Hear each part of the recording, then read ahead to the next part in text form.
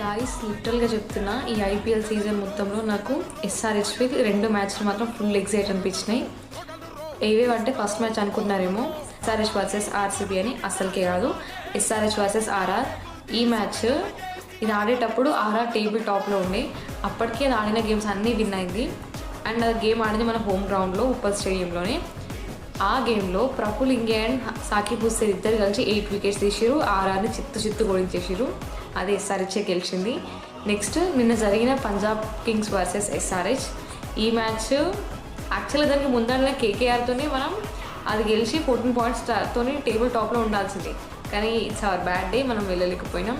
నిన్న చాలా ఇట్లా అనిపించింది, గెలుస్తామా ఓడిపోతామా అని చెప్పి, కానీ ఫైనల్గా గెలిచినాం, టేబుల్ టాప్ కొట్టేసినాం. టేబుల్ టాప్ అయితే కొట్టినాం, ప్లే ఆఫ్కి డెఫినెట్గా క్వాలిఫై అవుతాం. మరి కప్పు సంగతి ఏంది గైస్? కప్పు కూడా మనమే కొడతాం. మీరు కూడా నాలాగా ఎంతమంది వెయిట్ చేసారో చెప్పండి.